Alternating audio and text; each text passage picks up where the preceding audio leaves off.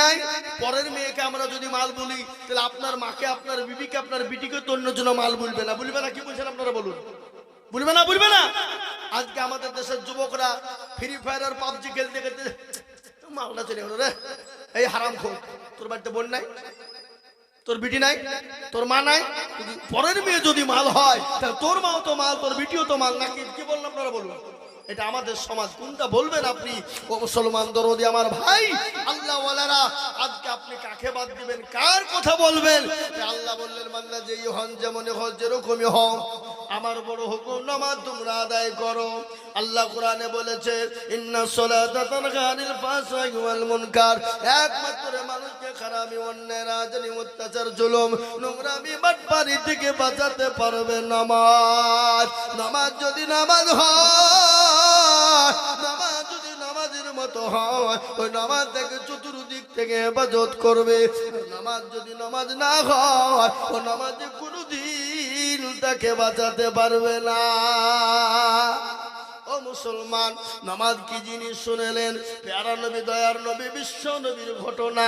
আল্লাহর নবী একদিন দুনিয়া থেকে যেদিন চলে যাবেন, প্রচন্ড বুকে ব্যথা, মাথায় প্রচন্ড যন্ত্রণা। মায়েশা রাদিয়াল্লাহু উদয়, তোর পানি খেতে মনে বসো এখানে, আজকে তোমাদেরকে এখানে প্রসাব করাবো। আমার মজলিসে বসে উঠলে খবর আছে।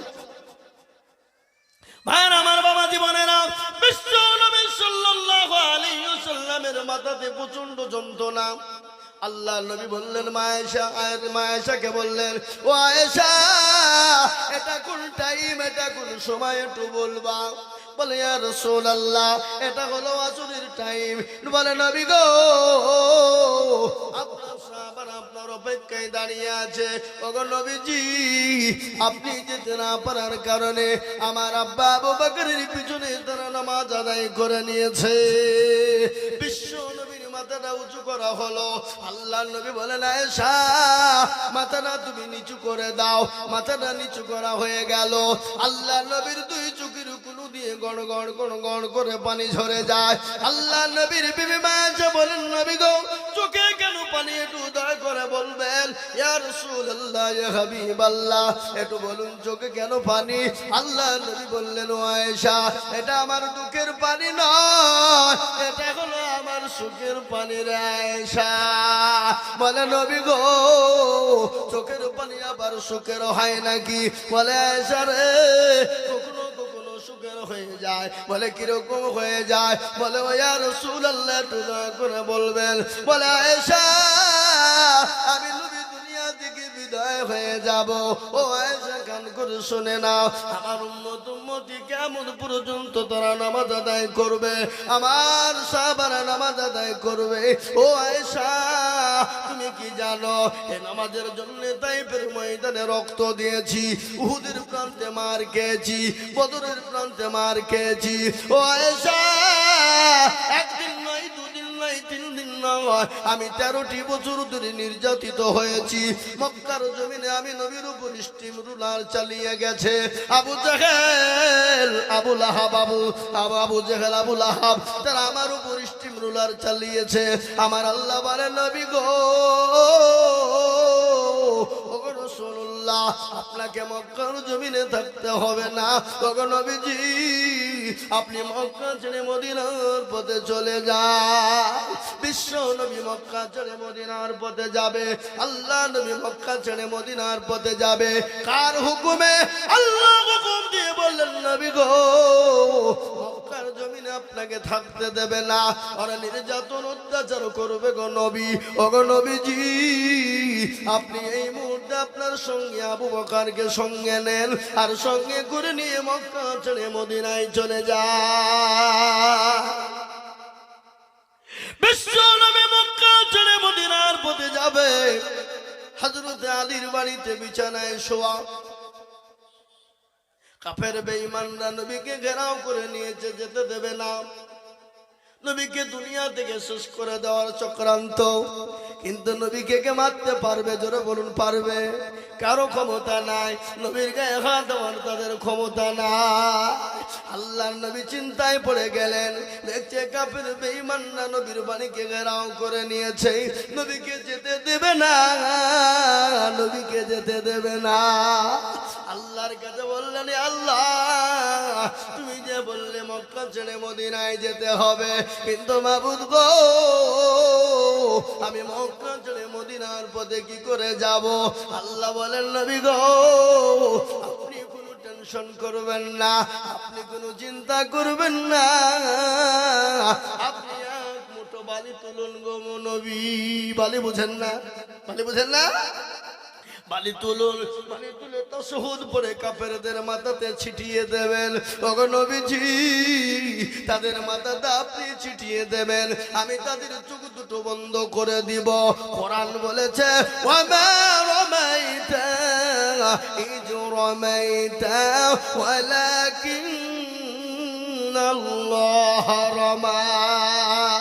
নবী গো আপনি বালি নিক্ষেপ করেছেন আর আমি আল্লাহ তাদের চোখ দুটো বন্ধ করে দিলাম। ওগো নবী আপনি চলে যান। বিশ্ব নবী মক্কা ছেড়ে মদিনায় যাবে। খবর আছে না? আজ নবী গো আমার বানায়া বাজার হিজরত করিয়া চলেন মদিনায়। আজ নবী গো আমার ঘোড়ায়া বাজার শুয়ে আছে সোনার মদিনা। আব্দুল্লাহর পৃষ্ঠ হতে মায়ামিনের গুরবেতে জন্ম নিলেন নবী মক্কাতে। আজ নবী গো আমার ঘোড়ায়া বাজার হিজরত করিয়া চলেন মদিনায়। আজ নবী গো আমার বানায়া বাজার শুয়ে আছে সোনার মদিনায়। নবী বলে হযরত আলী আছে বিছানা খালি।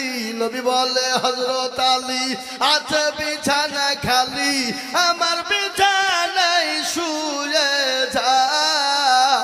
আজ নবী গো আমার ঘোড়ায়া বাজার হিজরত করিয়া চলেন মদিনায়। আজ নবী গো আমার বানায়া বাজার শুয়ে আছে সোনার মদিনায়।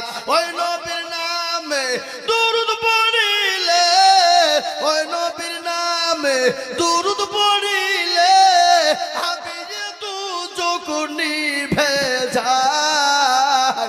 আজ নবী গো আমার ঘোড়ায়া বাজার হিজরত করিয়া চলেন মদিনায়। আজ নবী গো আমার বানায়া বাজার শুয়ে আছে সোনার মদিনায়।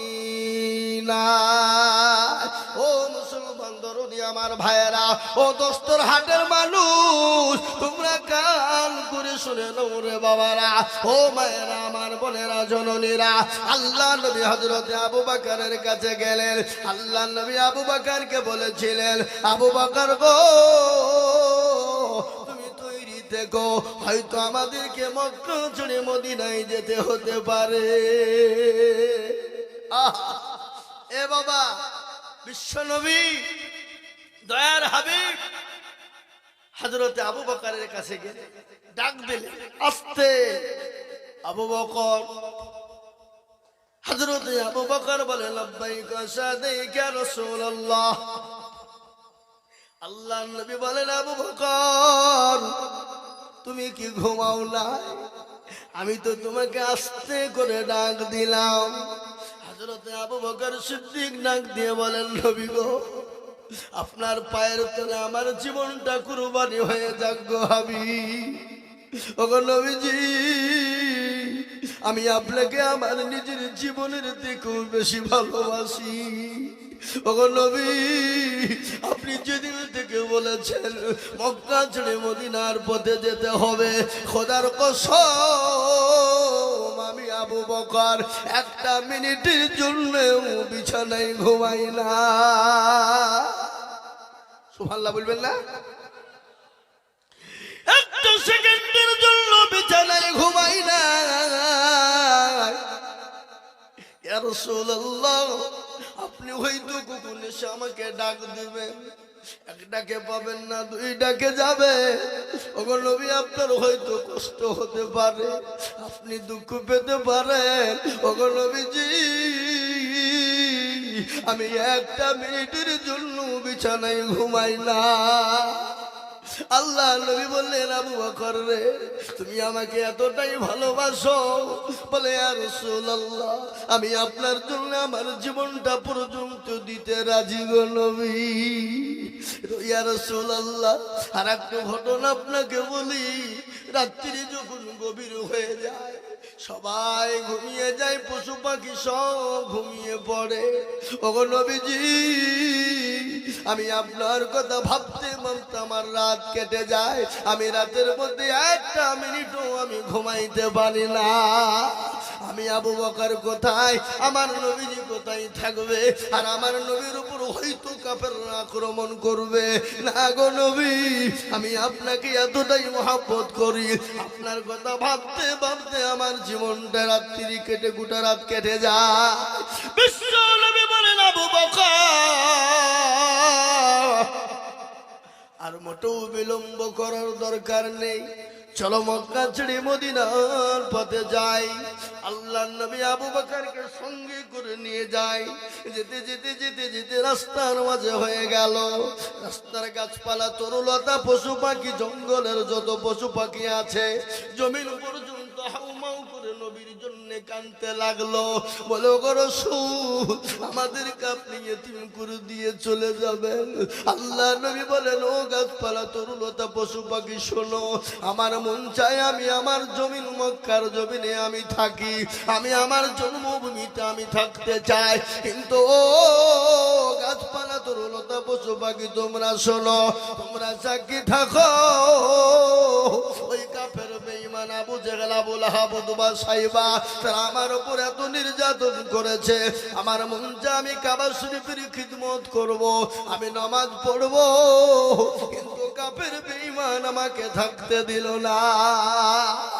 বিশ্ব নবী বললেন, আবু বকর গো, চলো। আবু বকরকে সঙ্গে করে নিয়ে যায়। হযরতে আবু বকর কখনো ডানে, কখনো বায়ে, কখনো সামনে, কখনো পিছনে। আল্লাহর নবী বলেন, আবু বকর রে, ওরকম করে তুমি ছোটাছুটি করো কেন? বলে, ইয়া রাসূলুল্লাহ, আমি যখন পিছনের দিকে আসি, মনে হয় কাফের বেঈমানরা আপনাকে পিছন থেকে আক্রমণ করবে। আমার যখন সামনে চলে যায়, মনে হয় কাফের বেঈমানরা আপনাকে সামনে আক্রমণ করবে। ওগো নবীজি, আমার মনে হয় আপনি যখন ডানে যায়, মনে হয় আপনাকে ডান থেকে আক্রমণ করবে।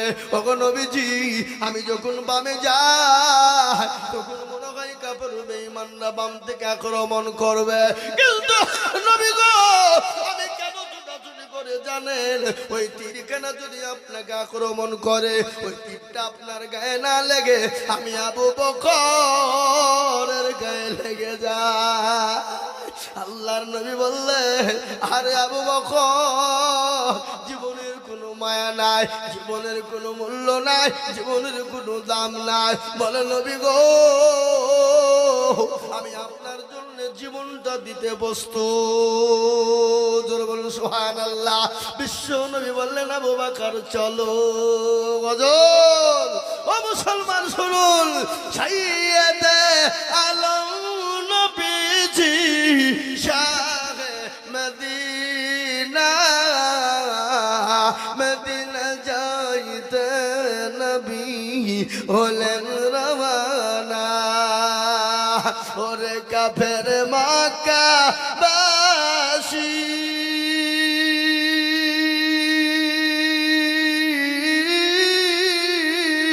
নবীজিকে মারবি বলে ঘিরে বসিলি।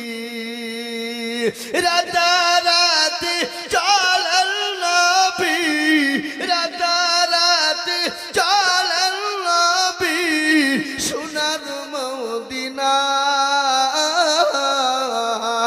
মদিনা যাইতে নবী হলেন রওয়ানা মদিনা যাইতে নবী হলেন রওয়ানা নবী বলেন আবু বকর হিজরত করে যাও গো চলে হুকুম খোদার আবু বকর গেলেন চলে আবু বকর গেলেন চলে ওই না মদিনায় মদিনা যাইতে নবী হলেন রওয়ানা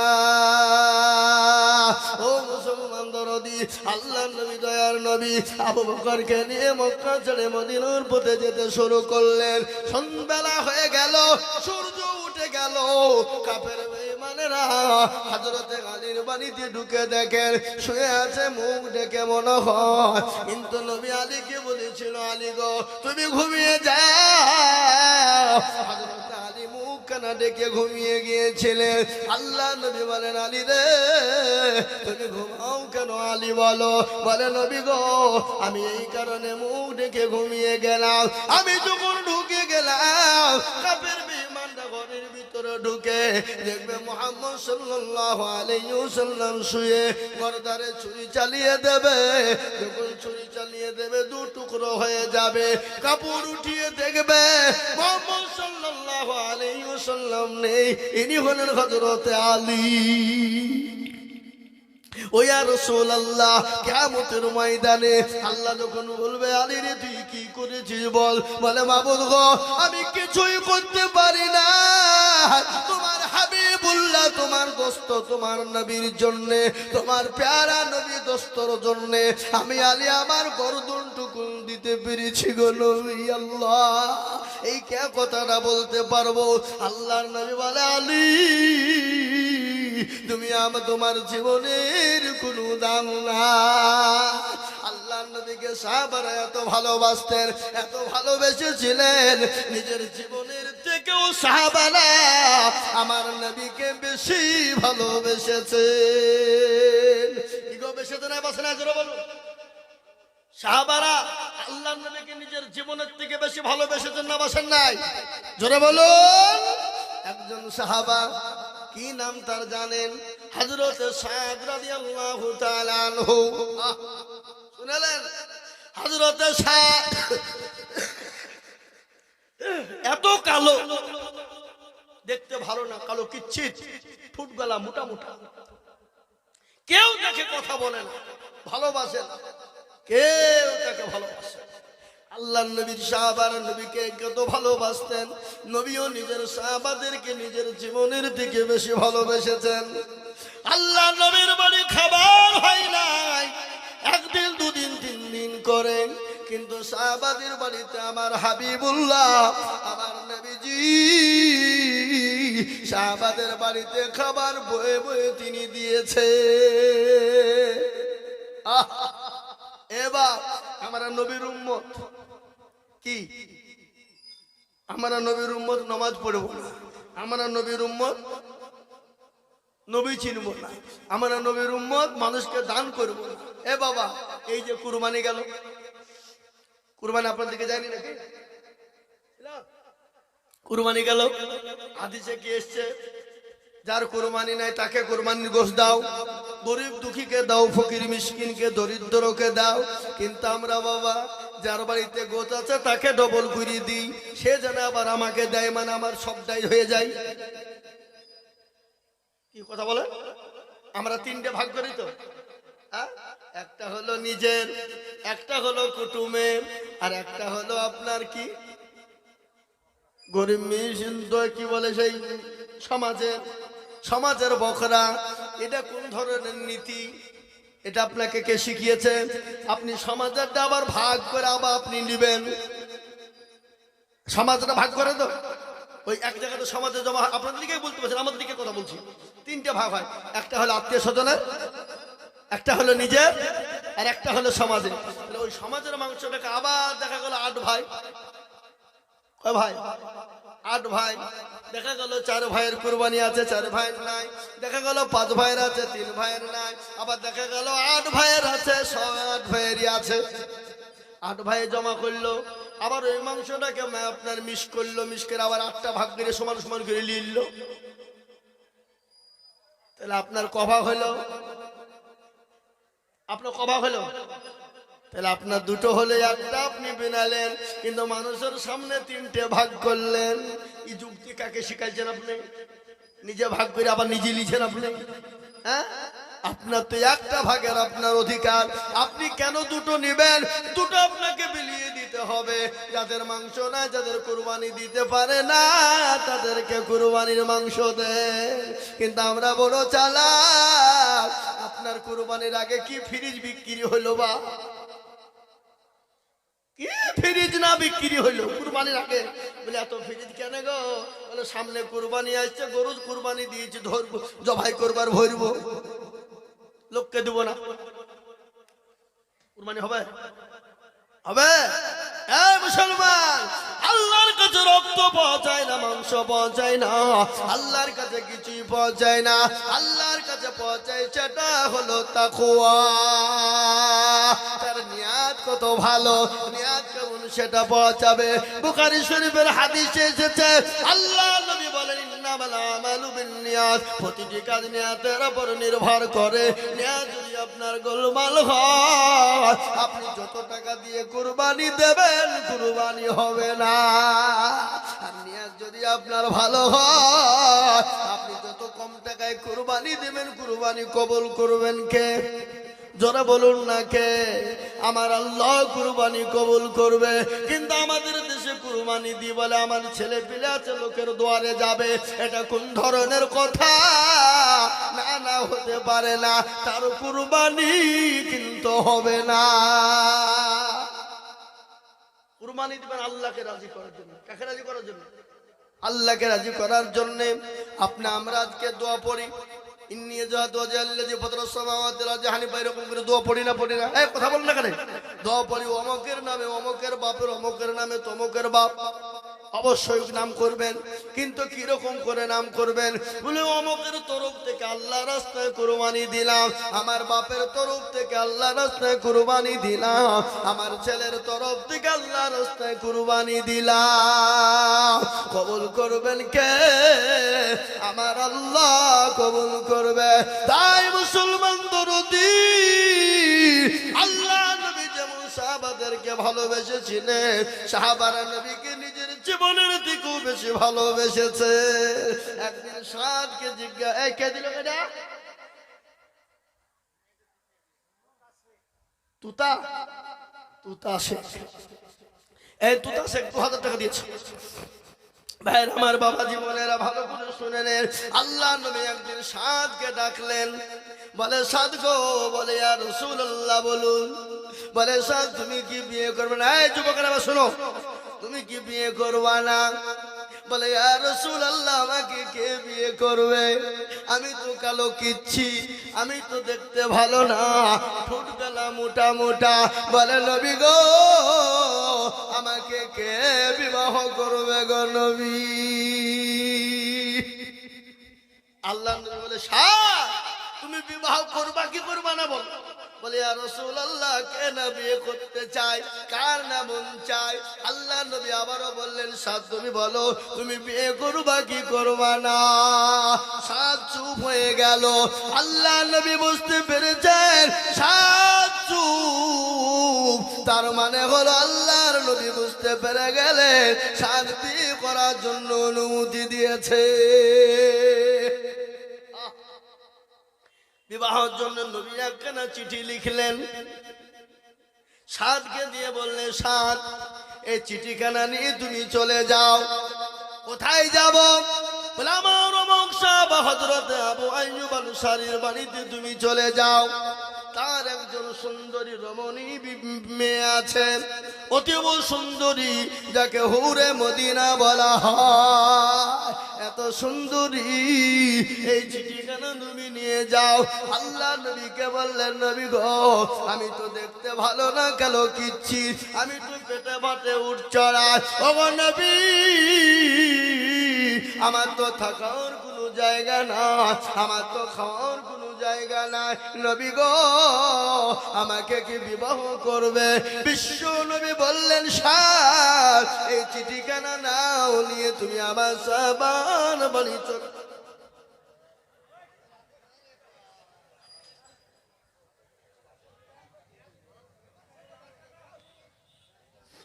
দেন না, ওদিক ওদিক দেন, আমি বক্তব্য বলছি, মুখে ঢুকে যাবে না নাকি?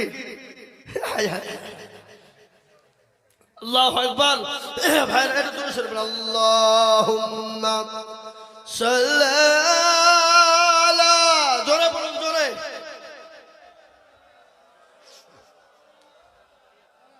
হ্যালো হ্যালো, আপনারা বসে যান, সামনে যারা দাঁড়িয়ে আছেন বসে যান, আগে জায়গা আছে, সামনে চলে আসুন।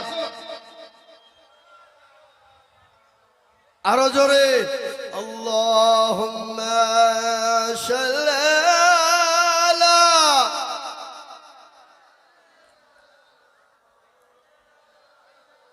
ওয়ালা আলিহি।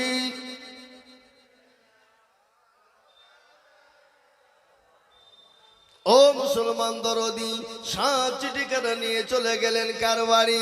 হযরতে আবু আইয়ুব আনসারীর বাড়িতে তিনি হাজির হয়ে গেলেন। বাড়ির দরজা গিয়ে লক করলেন। আবু আইয়ুব আনসারী তিনি বেরিয়ে আসলেন, বলে, কে গো বাছা, কি তোমার নাম, কোথা থেকে এসেছো? সঙ্গে সঙ্গে চিঠিখানা দিয়ে দিলেন। চিঠিখানা পড়ে তিনি দেখলেন, এই চিঠিখানা দিয়েছেন যিনি, তিনি হলেন বিশ্ব নবী। সুবহানাল্লাহ বলুন। বলুন তো, বিশ্ব নবীর চিঠি ফেরত দিতে পারে? পারবে। কিন্তু ঘটনা শুনেন, বিটিকে পরীক্ষা করার জন্য আবু আইয়ুব কি করে? চিঠিখানা দিলেন, দেওয়ার পরে বললেন, বাবারে, চিঠিখানা তো বিশ্ব নবী পাঠিয়েছে, তুমি চলে যাও, আমি তোমাকে পরে কথা বলবো, তুমি চলে যাও, চিঠিখানা নিয়ে চলে যাও। হযরতে সাদ রাদিয়াল্লাহু তাআলা আনহু মন ভাঙ্গা নিয়ে, অন্তর ভাঙ্গা নিয়ে চিঠি নিয়ে ফেরত চলে যায়।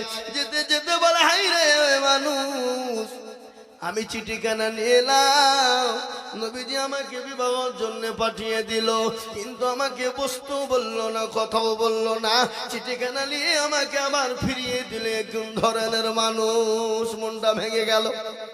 যুবক মানুষ, মন তো ভাঙবে কিনা জোরে বলুন। বিবাহ যদি লেগে যায় আর বিবাহ যদি বারংবার ভেঙে যায়, বলুন তো সেই যুবকের মন ভাঙবে কিনা? ভাঙবে না।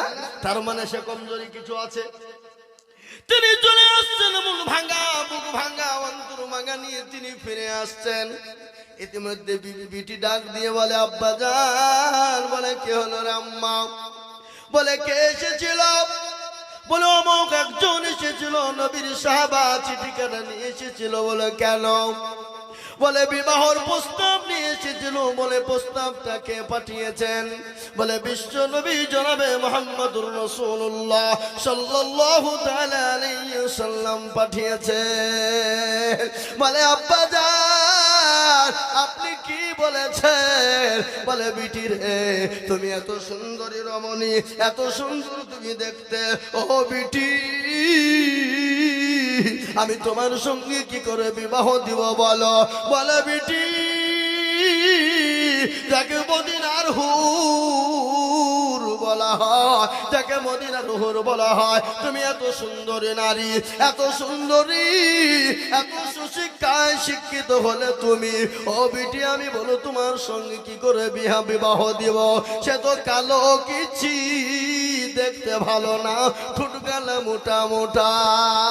সঙ্গে সঙ্গে বিটি বড় পরোজগারিনী, বিটি আল্লাহওয়ালি, বিটি বড় নামাজি, বিটি বড় দিনদার। সঙ্গে সঙ্গে বললেন, আব্বা, আপনি তাড়াতাড়ি করে যান, ওই মানুষকে আপনি ফিরিয়ে আনুন। বিশ্ব নবী জনাবে মুহাম্মদুর রাসূলুল্লাহ সাল্লাল্লাহু আলাইহি ওয়াসাল্লাম সাল্লাম যখন চিঠি লিখে পাঠিয়েছেন নিশ্চয় জানতে হবে তার ভিতরে ঈমান আছে, সে বড় পরোজগার মানুষ, দিনদার মানুষ, বড় ঈমানদার মানুষ। তার সম্পদ থাকুক আর নাই থাকুক, আমি তার সঙ্গে বিবাহতে বন্ধনে জড়িত হব। সুবহানাল্লাহ বলুন। বিটি কাকে বলে? হযরত আবু আইয়ুব আনসারী বললেন, বিটি রে, আমি তো ফিরিয়ে দিই না, আমি তোমাকে পরীক্ষা করার জন্য, চেক করার জন্য আমি এই কাজটা করেছি। ও বিটি, তুমি এই ছেলেকে বিবাহ করবে কি করবে না আমি তোমার কাছে শোনার জন্য চেষ্টা করলাম। সঙ্গে সঙ্গে আবু আইয়ুব আনসারী চলে গেলেন, সাদকে ডেকে আনলেন। আনার পরে বলে, সাদ তাড়াতাড়ি করে বাড়ি আসো, আমার মেয়ে বিবাহের জন্য প্রস্তাব দিয়েছে। সঙ্গে সঙ্গে সাদ যখন হাসি মুখে চলে গেলেন, সাদকে বলা হলো, সাদ তুমি তৈরি হয়ে যাও,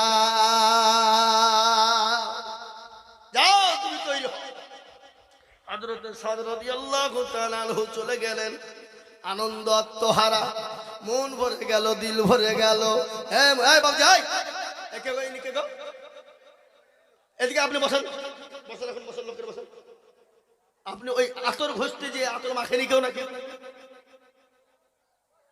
বসেন, লোকের বসেন। ওই যখন লোকজন উঠবে আপনি ওখানে দাঁড়াবেন আর বলে, বাবা দাঁড়ান, ঠেকি দিবেন, ঠিক আছে? ভাইরা আমার, বাবা জীবন আল্লাহ ওয়ালা, দিন ওয়ালা, ঈমান ওয়ালা। হযরত সাদ রাদিয়াল্লাহু তাআলা আনহু নবীর কাছে চলে গেল। নবীজি বললেন, সাদ তুমি তৈরি হও, বিবাহের জন্য তৈরি হও। হযরত সাদ বললেন, ইয়া রাসূলুল্লাহ, আমি যে বিবাহ করব আমার কাছে দিল মোহর দেওয়ার মতন কিছু না। আল্লাহ নবী বলেন, সাদ রে, আমার জামাই উসমানের গনির কাছে চলে যাও। হযরত উসমান গনির কাছে যখন চলে গেল, হযরত উসমান গনি রাদিয়াল্লাহু তাআলা আনহু তার বিবাহের জন্য যা যা প্রয়োজনের জিনিস দিয়ে দিলেন। হযরত সাদ তিনি চলে গেলেন বাজার করার জন্য, বাজার করবে। ইতিমধ্যে খবর হয়ে গেল, কে আছো মদিনার তরুণ যুবকেরা, ও মদিনার নওজওয়ানেরা, আজকে কি তোমাদের কাছে নবী থাকবে না? আজকে তোমাদের কাছে ইসলাম থাকবে না? আজকে তোমাদের কাছে নাকি দিন থাকবে না? আজকে দিনকে বাঁচাবে কারা? ইসলামকে বাঁচাবে কারা? সমস্ত সাহাবারা একে একে জমা হয়ে গেলেন। হযরত সাদ সামানপত্র কিনবে, ইতিমধ্যে কানে পৌঁছে গেল মদিনার বুকে আল্লাহ নবী ডাক দিয়েছে।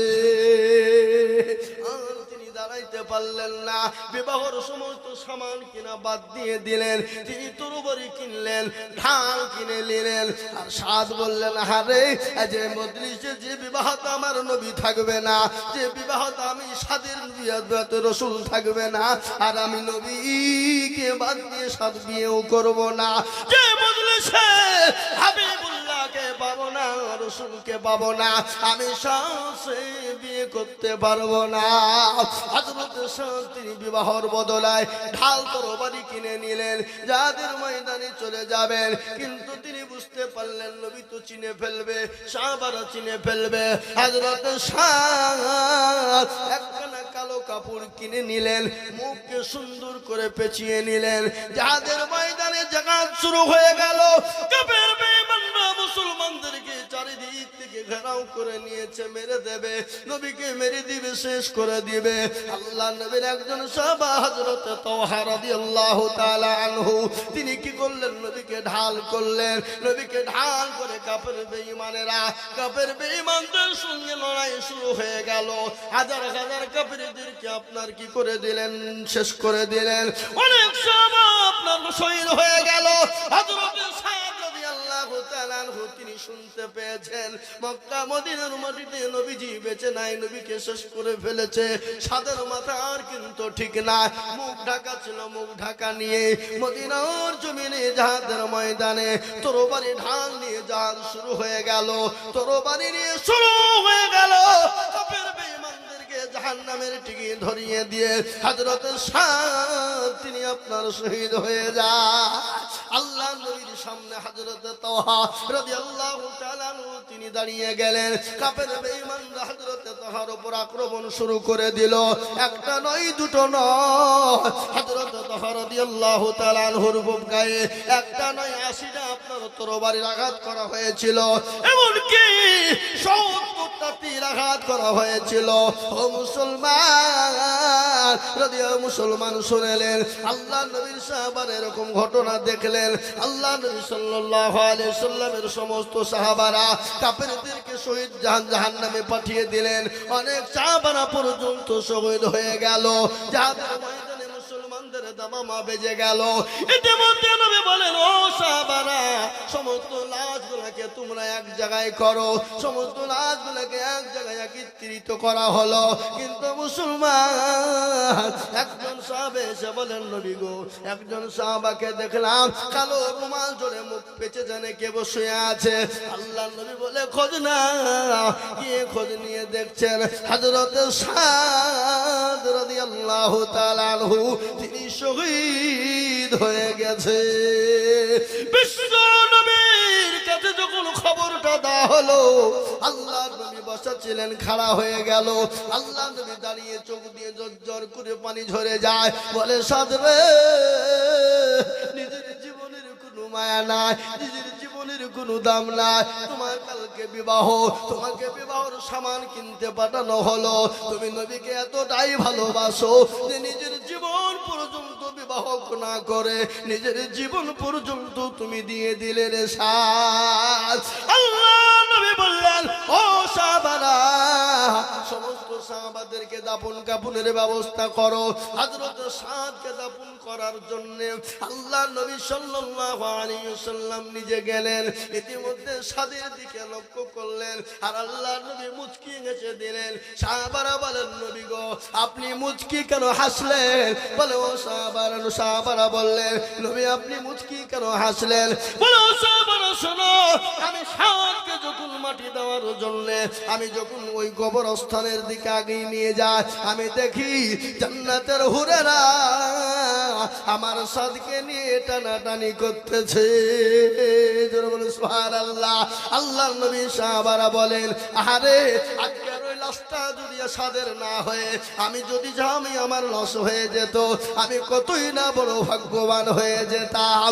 হাদিসের মধ্যে এসেছে, নবী বললেন, লা ইউমিনু আহাদুকুম হাত্তা কুনা হাব্বা ইলাই মিন ওয়ালিদিহি ওয়া ওয়ালাদিহি ওয়ান নাসি আজমাইন। ওই ব্যক্তি সবথেকে পরহেজগার, দিনদার, ইমানদার, যে তার নিজের জীবনের থেকে আল্লাহ তার রাসূলকে জীবনের থেকে বেশি ভালোবাসে। তাই একবার সকলেই হাত উঁচু করে বলবো, হুজুর গো, পৃথিবীর জমিনে যতদিন থাকবো আল্লাহ তার রাসূলকে নিজের জীবনের থেকে বেশি ভালোবাসবো। একটু হাতটা উঁচু করে দিয়ে বলুন ইনশাআল্লাহ। অনেকেই তুলল না। আপনি মাইকে সাউন্ড কমাইছেন নাকি? কমাইছেন কেন? দেন। হাই হাই হাই, দেখো তো মুসলমান, অনেকে তুললো অনেকে তুললো না। আর মনে করছে দেখো, তুলতে বলা মানেই বিপদ ডাইনি নাকি?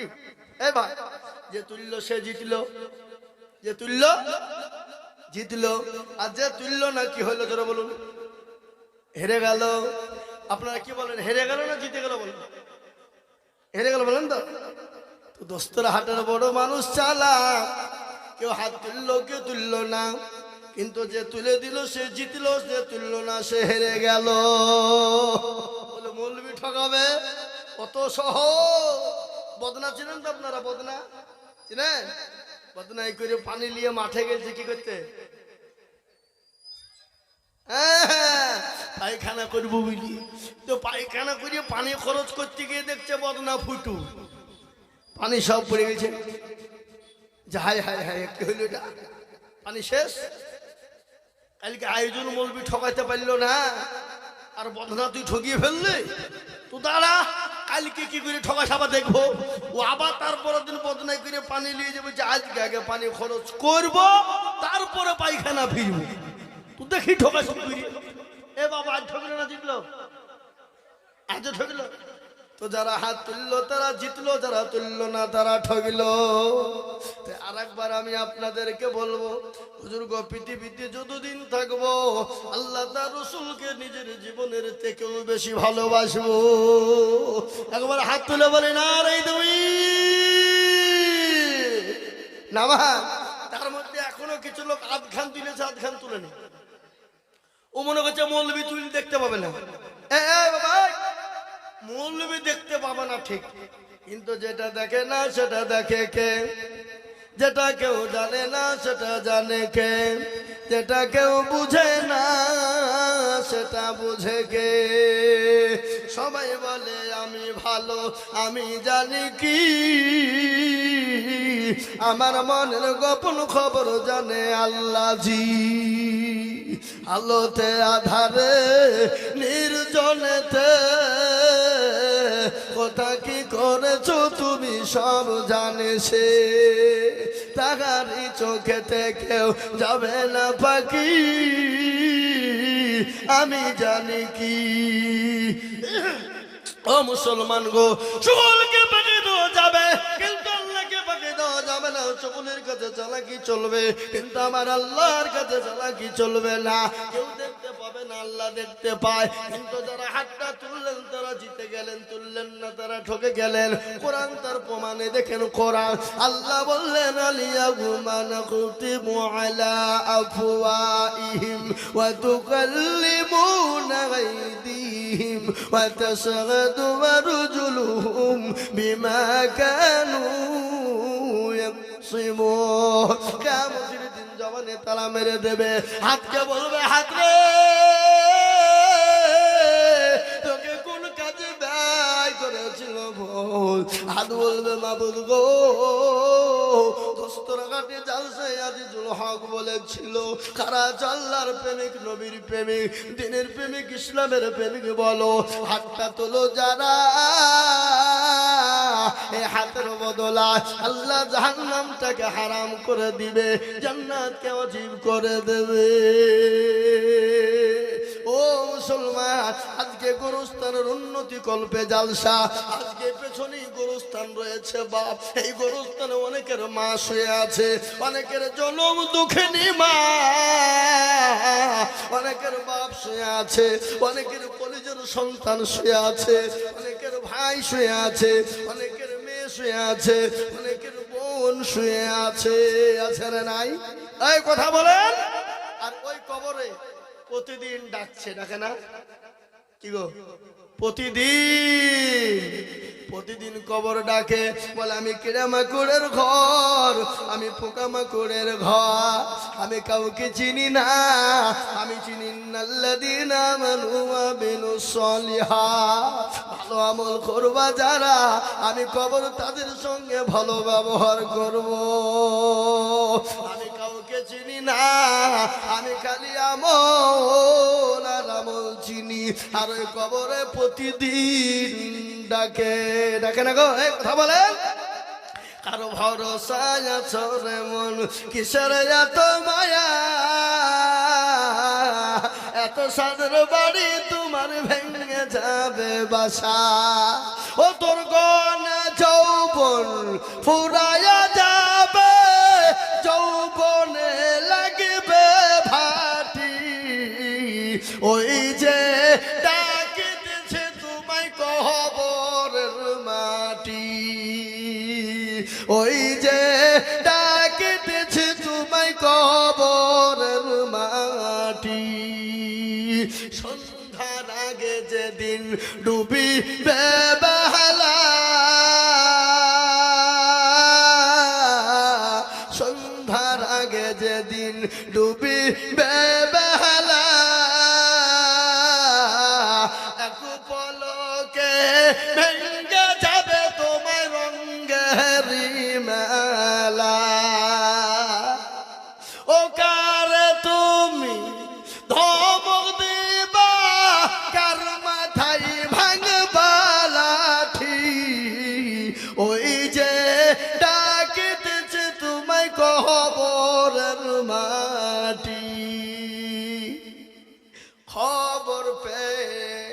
আসবে আতি ও সহজ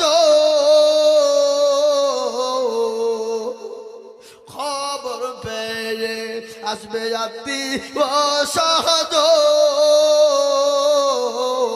তোমার চারি পাশ বৈশা তারা করিবে কান্দ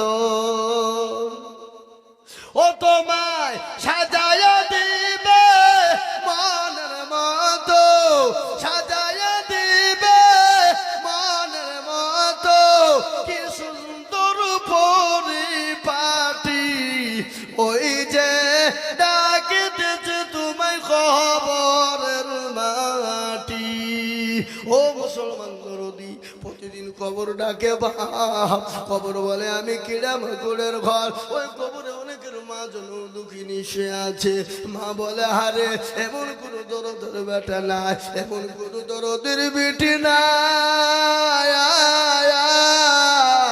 একটু কবরে রাজা না মা হয়ে যাবে আর কবর এত বড় কঠিন আমার নবী বলে গেলেন আমার উম্মত উম্মতি একবার যদি জানতো মানুষ মরে গেলে জীবনেও কোনোদিন কবরে রাখতো না কবর এত কঠিন ওই কবরে যত পাখির নাই তাকিয়ে তাকিয়ে দেখছে তাই কবরের উন্নতি কল্পে জালসা আল্লাহ নবী বলেন আউয়ালু মানাজিল মানজিলুল কবর কবর হলো আসল ঘর তাই আমি আপনাদেরকে বলবো এই কবর তৈরি করার জন্য গণতন্ত্রকে তৈরি করার জন্য আমি আপনাদের কাছে একটু হাত পেতে দেব আমি আজিজুল হক সারা পশ্চিম বাংলা নয় আসাম ত্রিপুরা মেঘালয় মণিপুর উড়িষ্যা বিহার ঝাড়খণ্ড পশ্চিম বাংলা বাংলাদেশ পর্যন্ত আমি মানুষের কাছে হাত পেতে চাই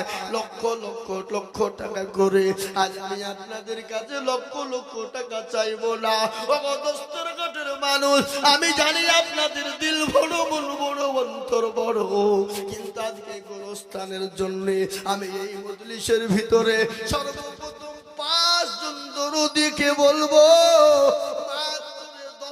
করে 1000 টাকার দাতা আমি একবার তাকবীর দেব আর তাকবীর দেওয়ার সঙ্গে সঙ্গে হাতটা উঁচু করে দিয়ে বলি বলে হুজুর গো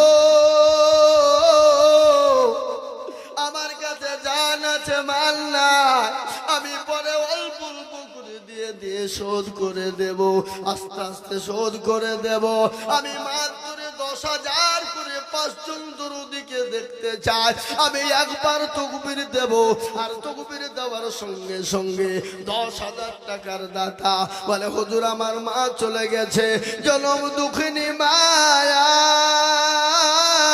কবরে শুয়ে আছে যে মা নদীর গর্ভে করে নিয়ে বেরিয়েছে যে মা 1 নয় 2 নয় বুকের স্তনের দুধ খাইয়ে মানুষ করেছে সেই মাকে কবরে তাকায় সেই মায়ের নামে আমি 10,000 করে 5 জন দরদিকে বলবো সর্বপ্রথম তাকবীর দেব তাকবীর দেওয়ার সঙ্গে সঙ্গে মাত্র 10,000 টাকার দাতা আমি জানি দস্তর ঘাটের মানুষের দিল বড় মন বড় অন্তর বড় এদেশে 20,000 25,000 50,000 টাকা দেওয়ার লোক আছে কিন্তু আমি চাইবো না আমি 10,000 করে 5 জনের কাছে দেখতে চাই একবার তাকবীর দিয়ে বলি নারায়ে তাকবীর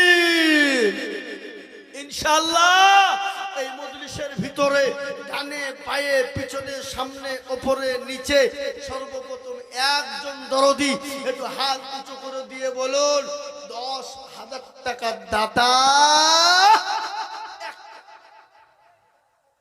কি নাই এমন কোন মিস্ত্রি ভাই দোস্ত হাতে রাখাতে প্রচুর মিস্ত্রি আছে কিন্তু আছে না নাই যারা বললো আছে না নাই অনেক মিস্ত্রি ভাই আছে এই গোরস্থানের জন্য বহু টাকা বহু দিকে চলে যায় এই বাচ্চা ছেলে মেয়ের পিছনে যায় আত্মীয় স্বজনের পিছনে যায় বন্ধু বান্ধবের পিছনে যায় ডাক্তারের দোকানে যায় আমি আপনাদের কাছে বলবো সর্বপ্রথম এতগুলা মানুষের মধ্যে থেকে একটা ভাগ্যবান আল্লাহর দরদি বান্দা নাই? বলে হুজুর আমার কাছে জান আছে কিন্তু মাল নাই। আমি পরে অল্প অল্প অল্প অল্প করে দিয়ে দিয়ে শোধ করে দেব। তাই সর্বপ্রথমে একজন দরদি একটু হাতটা উঁচু করে বলুন দেখি ইনশাল্লাহ। ও বাপ, দোস্তর হাটের মানুষ, একজন দরদি গোরস্থানকে কেন্দ্র করে গোরস্থানের জন্য সর্বপ্রথমে একজন ভাগ্যবান নবীর প্রেমিক 10,000। কি গো, এমন কোন বাবজি ভাই নাই, এমন কোন মা বোন নাই, এমন কোন মাস্টার ডাক্তার ব্যবসায়িক নাই, এমন কোন পয়সাওয়ালা গাড়িওয়ালা বাড়িওয়ালা নাই, এমন কোন আল্লাহওয়ালা দিনওয়ালা ইমানওয়ালা কলমওয়ালা কোনওয়ালা মসজিদওয়ালা আল্লাহওয়ালা নাই যে হুজুর ইনশাআল্লাহ আমার কাছে জান আছে মাল নাই। আমি পরে অল্প অল্প করে দিয়ে দিয়ে দিয়ে দিয়ে দিয়ে দিয়ে দিয়ে দিয়ে 10,000 টাকা শোধ করে দেবো ইনশাআল্লাহ। একজন দরদি এই মজলিসের ভিতরে একটু হাত উঁচু করে দিয়ে বলুন ইনশাআল্লাহ। কি হবে না? নাই? ও বাপ, ইজ্জতের মালিককে বেইজ্জতের সম্পদ দেওয়ার মালিক, কেড়ে নেওয়ার মালিক খুলুন কোরআন। ও দেখেন কোরআন, قل اللهم مالك الملك تؤتي الملك من تشاء وتنزع الملك ممن تشاء وتعز من تشاء وتذل من تشاء بيدك الخير إنك على كل شيء قدير। কোরআন কবি কি বলে? রাজ্য মাঠ সিংহাসন এ সবই করি দান, আর সাগর সাহি কেড়ে নিয়ে ফকির বানান। বাচ্চাকে ফকির করে এ ফুরকে করে দান, আর ভাঙ্গা গড়ার পৃথিবীতে এই তো তার কাম। কত হাজার টাকা কত জনে লয়, আর সারাদিন কেটে কেউ বানাহারে রায়। কেউ বা 1000 টাকা পাইবে না মাগিনা দেয়, আর কেউ বা ঘোড়ার গাল কাটে পেটে ভাতে। ও মুসলমান দরদি গো আমার, ইজ্জত বেইজ্জতের মালিক আল্লাহ, সম্পদ দেওয়ার মালিক আল্লাহ, কেড়ে নেওয়ার মালিক আল্লাহ। তাই আমি বলবো বাপ, দোস্তর ঘাটের মানুষ একজন এমন কোন ভাগ্যবান হবে না, এমন কোন নবীর প্রেমিক হবে না, এমন কোন দিনের প্রেমিক হবে না, এমন কোন আল্লাহ বলা হবে না, এমন কোন আল্লাহর প্রেমিক বান্দা হবে না। বলে হুজুর গো আমার মা বাপ কবরে শুয়ে আছে, এই গোরস্থানকে বানানোর জন্য আমি 10,000 টাকা দেব। এমন কোন আল্লাহর একজন বান্দা উঠে আসুন, উঠে আসুন।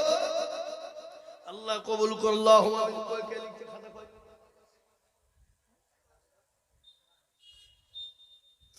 আসলে একটু মুসাফা করি। কি নাম? মাহবুব আলম। মা বাবা আছে না নাই? কোথা বাড়ি? লিখেন। একবার চেলিয়ে বলি না রে তুমি। কি গো, এরা ভয়ে তকবীরটা দিছে না, যদি তকবীর দিয়ে টাকা লাগবে নাকি? আল্লাহ রবিয়ার বান্দা মাহবুব আলম ছিল, এ সর্বপ্রথম তোমার বান্দা 10,000 দিল। আহারে যোগ্য মা বাপের যোগ্য ছেলে এখানে হাজির, আর 10,000 দিল দেখো গোরস্থানের খাতির। আরো দোয়া করি আমি তার মা বাপের জন্য শান্তি সুখ দিও তুমি কবর বিছেতে। এরকম ছেলে যদি আর গো হইত, মা বাপের কথা গো ছেলের মনে হয়ে যেত। ও মুসলমান ঠিক রাখো ঈমান, ইসলামের বাতি যেন ডুবায় না। ইসলামের বাতি ডুবিয়ে দিলে হবে না। কলেমা লা ইলাহা ইল্লাল্লাহ কেউ যদি বলে লা ইলাহা ইল্লাল্লাহ বলবো, আর মুহাম্মাদুর রাসূলুল্লাহ বলবো না, সে কোনোদিন মুসলমান হবে না। হবে লা ইলাহা ইল্লাল্লাহ লা ইলাহা ইল্লাল্লাহ মুহাম্মাদুর রাসূলুল্লাহ सल्लल्लाहु अलैहि वसल्लम जबान से इकरार करना और दिल से यकीन रखना जबाने प्रकाश करा और अंतरे विश्वास करा यार नाम हलो ईमानदार তাই এই দেখে লা ইলাহা ইল্লাল্লাহ এই ছোট লাই এক ধরুন তো অত হরত খালি